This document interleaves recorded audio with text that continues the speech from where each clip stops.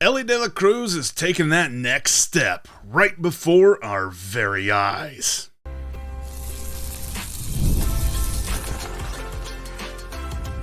You are Locked On Reds, your daily Cincinnati Reds podcast, part of the Locked On Podcast Network, your team every day. What's up and welcome in. My name is Jeff Carr, and I am a lifelong Cincinnati Reds fan. I've turned an addiction to this team into information for you. Want to thank you for making Locked On Reds part of your day. If you're an everydayer, big time shout out to you. You are part of what makes this thing go. And if you're not an everydayer, you should join us. Make sure that you follow us on your favorite podcast app, and you can follow us right here on YouTube. Click that bell to get notified as well whenever we've got new content for you, because we are part of the Locked On Podcast Network, your team, your Cincinnati Reds, every single day. And we're all throughout the year, all throughout the season, all throughout the offseason, we're here talking Reds every single day. And on today's show, the Reds got some great news about a currently injured player. I'll tell you what that means later on in the show. Plus, Hunter Greene gets another shot to improve tonight against the red-hot Phillies. There was something that the Reds did over the weekend that made me feel really good about what they could look like in the playoffs this year.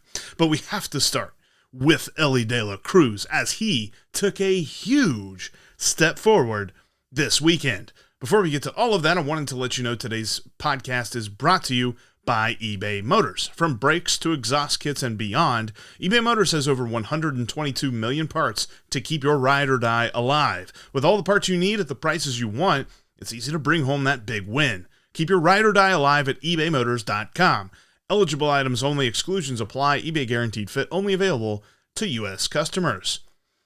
All right, let's get into this, because Elly De La Cruz evolved this past week. You know, he was Charmander before. Now he's Charmeleon. Now he's moving toward that final phase. We're getting there. I'm not saying we're there yet, but we saw a step be took by Elly De La Cruz, especially over the weekend.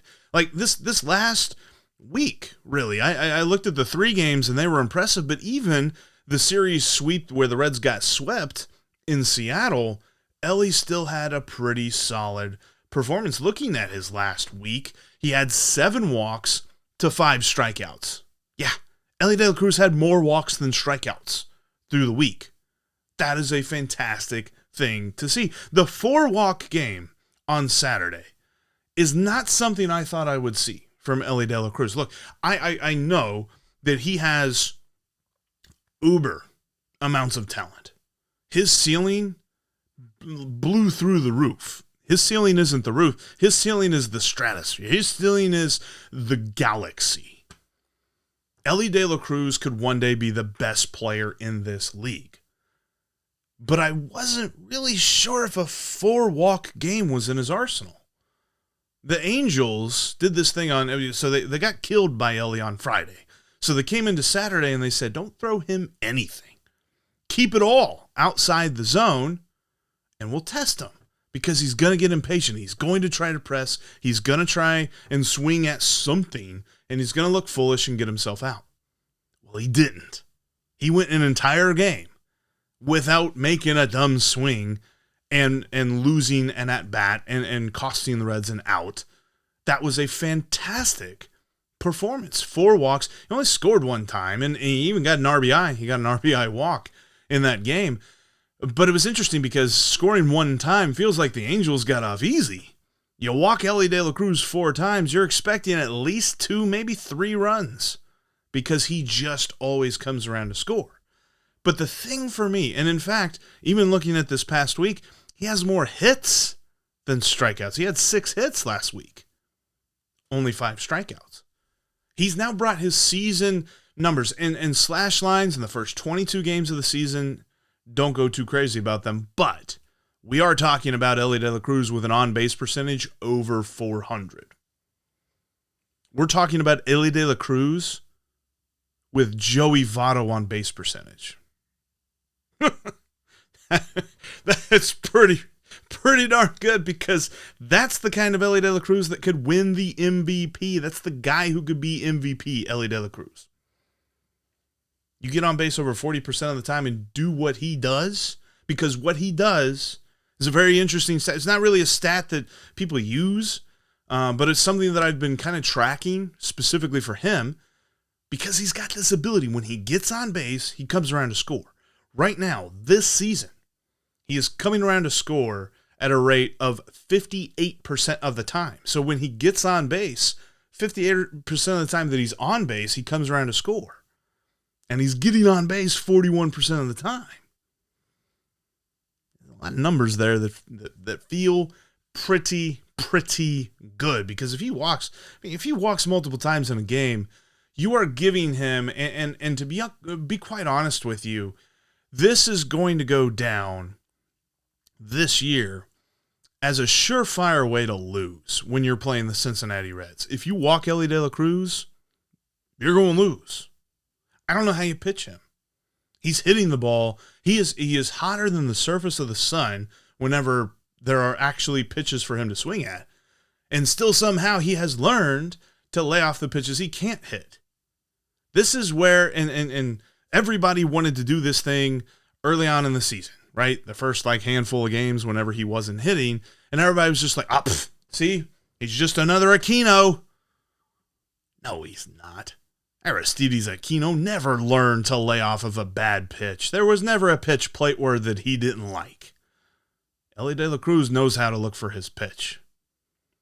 That's putting the rest of the league on notice.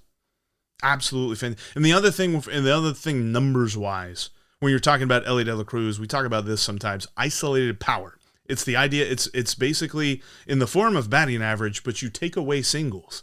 It is an isolated power is equal to your slugging percentage minus your batting average. So this is all extra base hits. It is still higher than his batting average.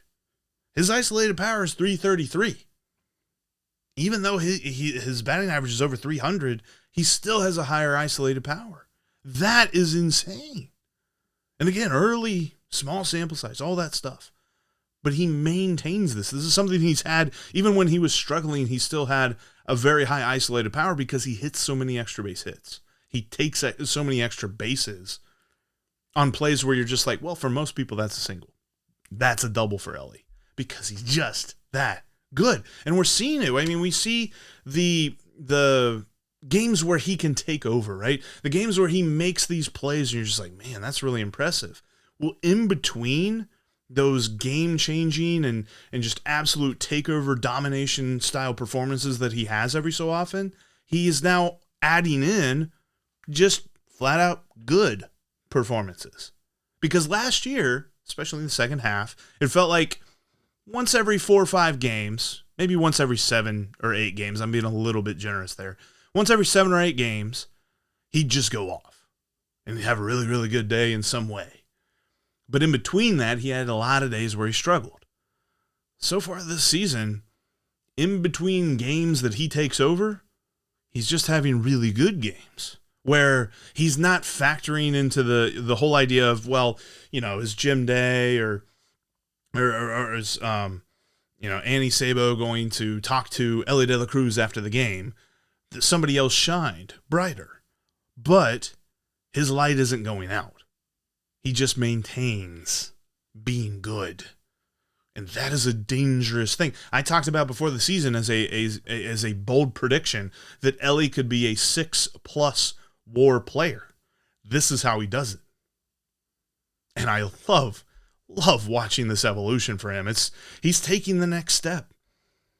I can't wait to see where this ends up because it's only going to be just super, super awesome from here. The Reds showed how they will make a deep October run this weekend. I'll explain how next.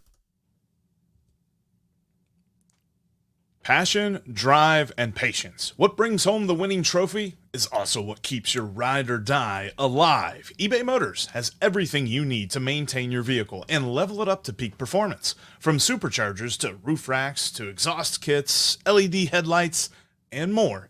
Whether you're looking for power, style, eBay Motors has got you covered for both. With over 122 million parts for your number one ride or die, you'll always find exactly what you're looking for. And with eBay Guaranteed Fit, your part is guaranteed to fit your ride every time or your money back. Because with eBay Motors, you're burning rubber, not cash. With all the parts you need and the prices that you want, it's easy to turn your car into the MVP and bring home that win. Keep your ride or die alive at ebaymotors.com. Eligible items only. Exclusions apply. eBay Guaranteed Fit only available to U.S. customers. Guys, I got a great announcement for you. Big time announcement here. I'm back on top. I'm talking about the leaderboards. I'm talking about Monopoly Go. You've probably heard of it. It's a super popular mobile game, the adaptation for Monopoly that over 150 million people have downloaded, and you can do so as well today. Download it in the App Store or the Google Play Store for free and start playing with your friends. Start getting up on the leaderboard, trying to match me with the high score, because there's so much to love about Monopoly Go. It is this great twist on the Monopoly board game, and it has a lot of fun stuff. You can play on multiple Monopoly boards, from Las Vegas to Camelot to the moon, all while raking in some serious cash. You can charge rent to your friends on iconic properties and take away their fortunes. You can take out a heist on their bank and take a bunch of cash from them, or you can knock down their landmarks too. A lot of great ways to play this game and get to the top of the leaderboard, because that's my favorite part when it comes to Monopoly Go, because you can see who's a Monopoly tycoon and who's gone bankrupt. So go get yourself on the charts. Download Monopoly Go now, free on the App Store and the Google Play Store. Are you watching Fox Sports or ESPN on your TV all day? Do you have to turn down the volume with all the shouting? Make the switch to Locked On Sports today. It's a free 24/7 sports streaming channel programmed just for you every day to bring you the biggest stories without all the screaming. Locked On Sports Today brings you can't-miss analysis, opinions, and news, streaming 24/7 on YouTube or the free Amazon Fire TV channel's app, part of the Locked On Podcast Network. Your team every day. And speaking of every day, shout out to our everydayers. You guys rock. For our everydayers out there, coming up on the next Locked On Reds podcast, Hunter Greene is back on the mound as the Reds begin their toughest part of this year's schedule. Lots to talk about. We'll be with you on that on tomorrow's Locked On Reds podcast.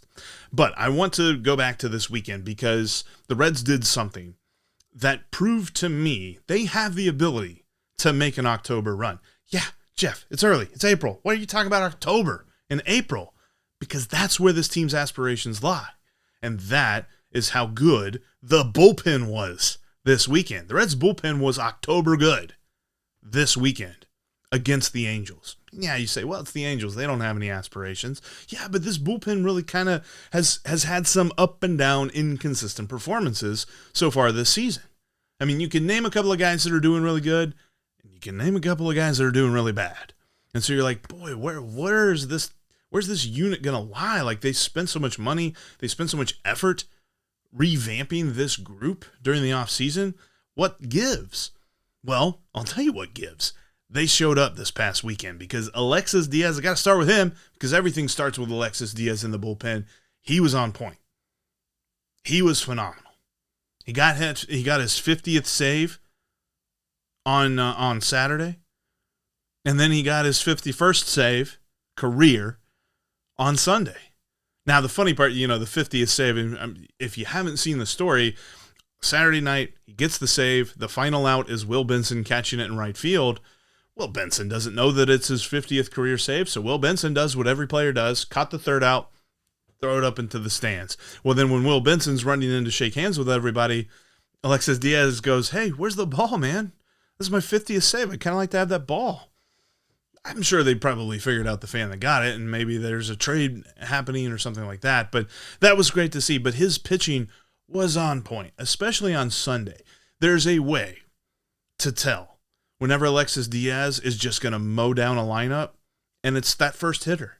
Does he go 0-2 on the first hitter? If he goes 0-2 on the first hitter, the opposing team isn't getting anything out of him. Nothing. And he did that on Sunday, and it was a good thing. Another guy that really showed out this weekend, and quite frankly, he's a guy that we've talked about as, well, whenever Ian Jabot and Sam Maul are healthy, Fernando Cruz is probably going down to AAA. I don't know how you do that right now. He's looking like a guy who should be here every day, all season long. He might be the best performer so far this year in the bullpen. It might not even be a might be. Like, he has pitched so phenomenally well. He came in a very clutch spot on Saturday. And shut the door when the Reds needed him the most. And then on Sunday, comes back and pitches really well. The Sunday game was a culmination of what this bullpen did all series long, because Frankie Montas gets hit in his throwing arm by a 101 mile an hour line drive, has to be taken out of the game. Thankfully, x-rays negative, just a deep bone bruise, but there's a lot of swelling. Reports are he probably doesn't make his next start, but he should be back after that. Should be good to go. But the bullpen had to cover 8 1/3 innings today. It was reminiscent of 2023 in that the bullpen had to cover so much. Not necessarily because Frankie Montas was ineffective. It was just stinking bad luck that threw him out of the game, that got him out of the game, getting hit by a line drive. There's nothing really you can do about that. But they pitched so well. Brent Suter might have been the best addition that the Reds have made this offseason. He pitched 3 1/3 shutout ball phenomenally well. Every time he comes in, I'm getting to the point where every time Brent Suter comes in out of the bullpen, I just kind of exhale, right?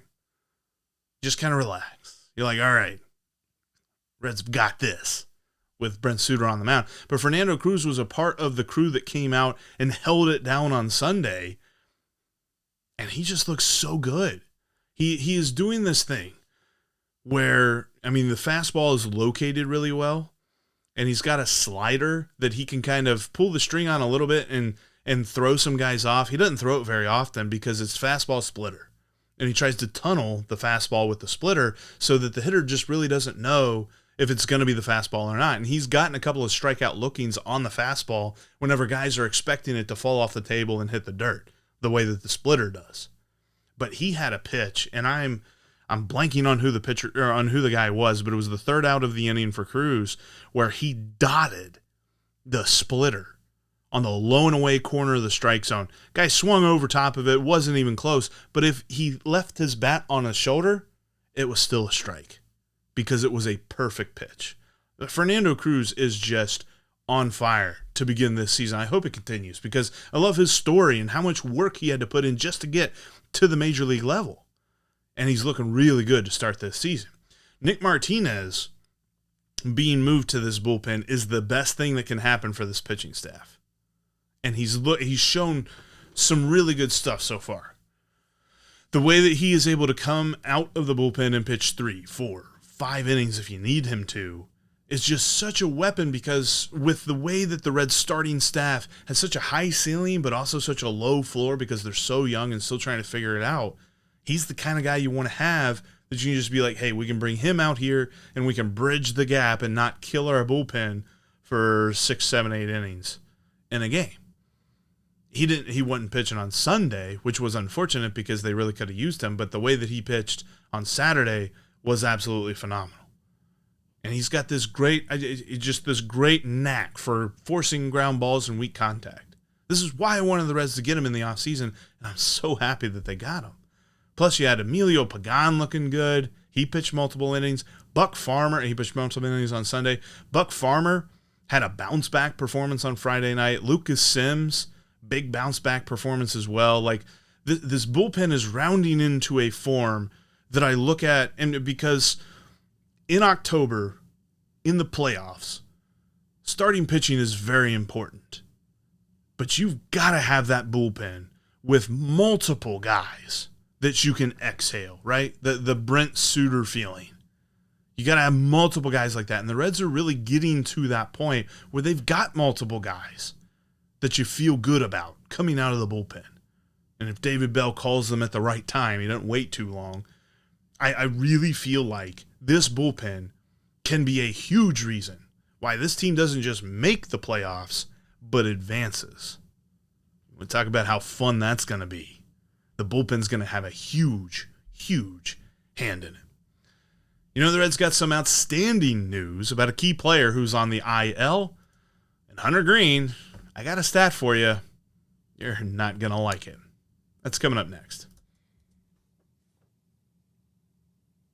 Head on over to FanDuel right now because I have a parlay for you today, and it involves the man, Elly De La Cruz. By the way, new customers get $150 in bonus bets guaranteed. Just go to FanDuel.com/lockedon, place a $5 wager. That's $150 whether or not this parlay wins. You can put $5 on this parlay right now. FanDuel has Elly down on their list to do well today for some reason, and that means value.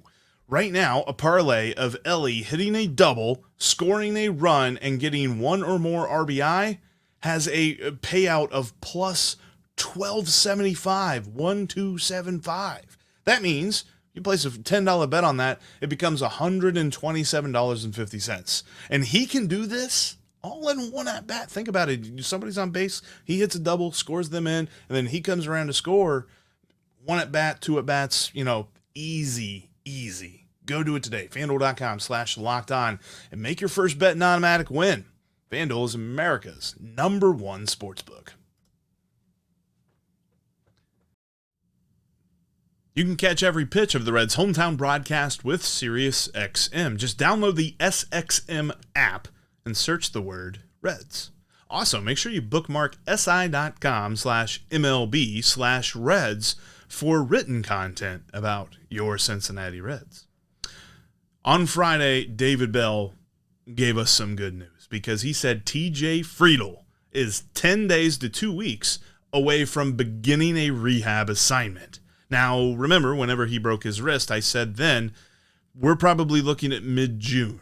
And I wanted to be conservative because David Bell always tends to be aggressively optimistic about prognoses. But he's not going to come out here and say, rehab assignment timelines and just, pull it out of the air and just say, oh, yeah, 10 days, 2 weeks, whatever. He's been told this. So 10 days to 2 weeks from Friday would put him around May 3rd should be the time when he is beginning his rehab, whether it's in Louisville or, Dayton, Chattanooga, whatever. He's going to begin it, around that May 3rd Friday. In which, once he begins his rehab assignment, it's most likely going to take 2 to 3 weeks to get him ready as he's essentially restarting spring training. This isn't going to be one of those things where he gets like 5-6 at-bats in a couple of days and they call him up. Like, I think 2 weeks, maybe even 3 weeks, depending on how the 2 weeks look, depending on how he's recovering and things like that, then we'll see him back up to the major leagues. The good news is that moves his timeline up. From where I was thinking, mid-June, second week of June, whatever, that moves it up to Memorial Day week, theoretically, as long as there's no setbacks and as long as it starts when David Bell said it will start. We could be looking at him back Memorial Day, which that would be huge because that's coming out of the hardest stretch that the Reds have on their schedule. Look at who they're playing. They're playing Philadelphia. They're heading out west. There's going to be a lot of series where it's like playoff team, team that just missed the playoffs, team that just missed the playoffs by like a game or two, playoff team, prospective playoff team for this year.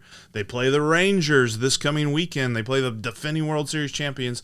They play the defending National League champions, the Arizona Diamondbacks, twice between now and the Memorial Day week.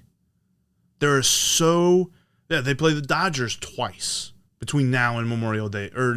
Just once. But they go out west for a 12-gamer.